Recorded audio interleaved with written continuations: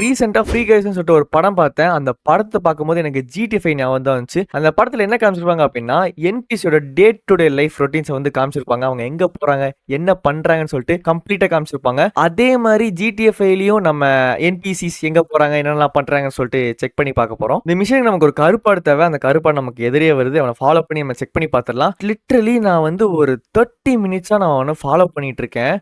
அவன் வந்து பார்த்தீங்க அப்டின்னா, இந்த சிக்னல் நிக்கிறான். திரும்ப அந்த சைடு கிராஸ் பண்ணிட்டு போய் அந்த சிக்னல் நிக்கிறான். திரும்ப இந்த சைடு வந்துட்டு இந்த சிக்னல் நிக்கிறான்.